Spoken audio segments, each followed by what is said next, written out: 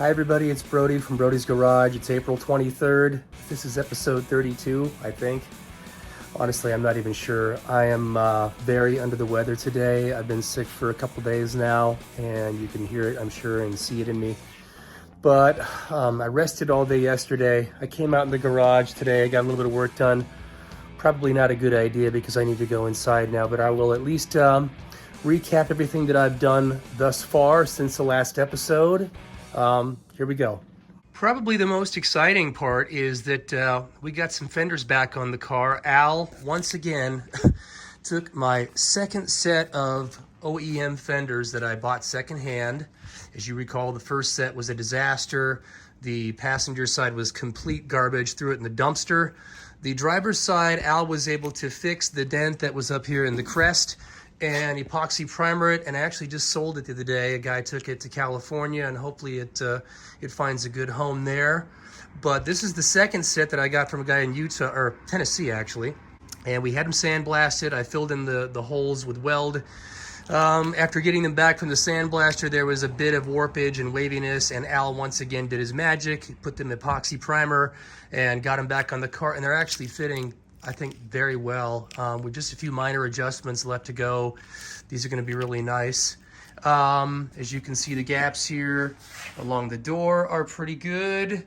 Got a little bit of work to do with the rocker down there. We've been working on this area here with the door. I welded this up.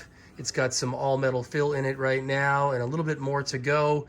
We're also working the A pillar at the same time, so this whole area is going to get hopefully looking like this, you know, a nice, I don't know, 1/8 inch gap or something like that. The hood and the entire front end had to sort of come over to the driver's side. I don't really know why. I even cross-measured my frame from the firewall mounting points to over here, and it checks out square. But for some reason, to get the gaps on this side to line up with the ones on this side, I had to shift the core support over that way, about 1/4 inch. You know what? I'm going to take this off the autofocus mode. All right, sorry about that. So anyway, the whole core support had to come over. I ended up notching. Let me see if I can open this up. I ended up notching out that front part of the frame rail right in there. If you can see that little 1/4 inch notch there, which allowed the whole core support to come over this way. And once I did that, everything sort of fell into place better. You may also recall that I had to drop my radiator down about 1 inch because when I messed with my transmission cross member, that brought the nose of the engine down, which meant this was going to hit, and so this had to go down. I'm recapping a lot here. The front end is starting to take shape, and I'm pretty pleased with this. I'm still waiting on the exhaust manifolds to come in so I can hang the turbos and do my exhaust plumbing and the cold side connection here. What else? Oh, after we got the hood sort of roughed into place, there's sort of a misshaping going on with the hood itself. The edge, the gap was good towards the front, but as you got towards the back, you could see that the hood was built up. It was wider here in the back, and it was almost touching back here. And the only real solution was to shave this edge down. Now, as expected, I knew that I would break through the seam here, and so I'm going to have to tack weld this back into place. I'm actually going to shave more material off here. You can see that I made a tape line where it needs to go, and I've just gotten started with this, but it needs to go in a bit further, and then I'm going to run a bead along there, file it down again, and hopefully that will be a nice even gap. But everything else is checking out really good with the sheet metal up front.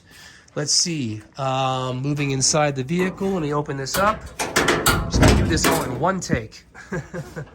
Oh, by the way, the door is rubbing the inside edge of the fender in there.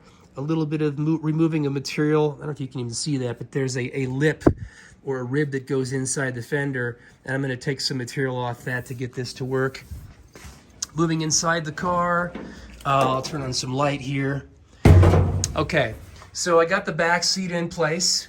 It took a bit of work. For some reason, the TMI seat came with some notches in the back that were supposed to fit on the factory hooks. You can see the original location where they used to be.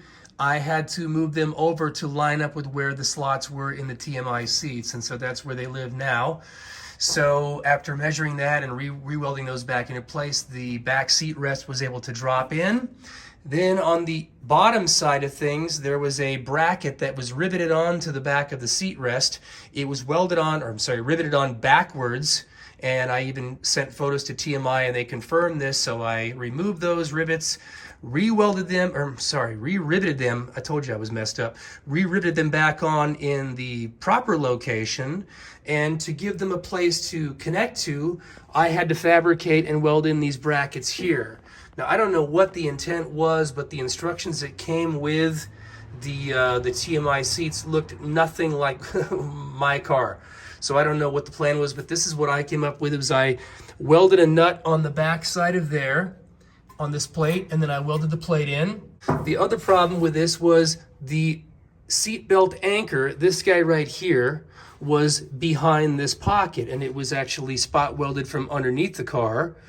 And two things. First of all, because I needed a place to anchor my seat, that wasn't going to work. And secondly, where you sit in this car with the back seat in place, the anchors for the seat belts, it wouldn't have made sense to have one here and one right there, because this is going like right up the middle of the seat where the person is sitting. So I decided to use this little available space back here, which is actually right above the frame rail, and I repurposed those little anchors and I welded it there. My weld is not attractive at all, but I wanted to make sure I got plenty of penetration all around that little bracket so that the seatbelt doesn't come flying out with a person in it. So that's what's going on with there. These bolts are for my exhaust hangers. I decided to utilize a couple of factory holes, which almost lined up perfectly with the brackets for the hangers. I had to actually fill in one hole and re-drill it just slightly, but those are now in place and waiting for my exhaust system to be hung.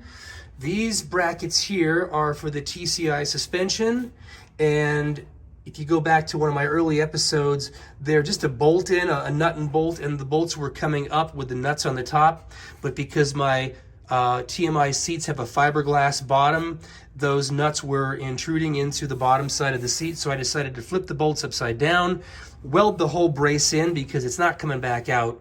So I figured the stronger the better. I'm going to do this with most of the suspension. I'm just going to weld it in and make it solid. So this is no longer a problem. I filled in a few other holes here. There were some original factory style seat brackets here. I just took them out and filled those in smooth. I've got a few more holes to fill in. And then this area here is actually pretty good. Regarding the transmission and driveline angles, I'm going to scrap everything that I talked about in the previous episode. I was very hung up on the idea of having this angle matching the pinion angle, and really those two things are irrelevant because now that the car is up on these beautiful homemade stands that I made, the car is now actually sitting at its proper ride height, even though it's up in the air. It's sitting on the tires on their contact patch. Before it was sitting on jack stands and the car wasn't even close to where it should be. So scrap all that previous stuff. I measured for my drive shaft. It's coming from QA1 up in Minnesota, and it'll be here in about 3 weeks. Once I get the drive shaft in place, then I will double check and confirm that my angles with the drive shaft are correct, because really, if the drive shaft has a 2-degree angle to the transmission yoke, it should also have a negative 2-degree angle at the pinion yoke. And I've also decided to lower my pinion angle because I was already raising it up into a positive angle, which you really don't want that to happen. When the car is under load and traction, that thing's going to kick up anyway. So if anything, you probably want the pinion angle pointed slightly downward. So right now, everything is just waiting. It's in a neutral position. I may actually end up remaking my crossmember for the transmission because the angles may change. I also ended up removing these pinion braces here, these adjustment down bars here, which, if you remember in an early episode, they rub against the third member there. I have clearanced it. You can see there's just a little bit of daylight under there. I may have to go a little bit further, but these pinion bars rub, and especially the more of a positive angle you get, they completely rub. So not only did I grind down the rib a little bit further, but I also decided to take these off and weld in a nut right there on the end so that I have a place to put a wrench on these things and turn them, because when they're under load, to try to crank them by hand is impossible. So you got to put a pipe wrench or a pair of channel locks in there, and it just galls up the metal. So I took the time to install those nuts, which made everything much easier to adjust. There's my exhaust hangers, and let's see, fuel system, I am about 90% done with my fuel lines. I'm waiting on one hose for the front return, and that hose just came today, so I can make those ends and get it together. Okay guys, I apologize. I am not at my best right now, and you can tell I sound like crap. I'm gonna call it a day. Hopefully I didn't repeat myself too many times, but there you go. Until the next episode, I hope I'm feeling better by then. I hope you guys have a great day. Okay, take care.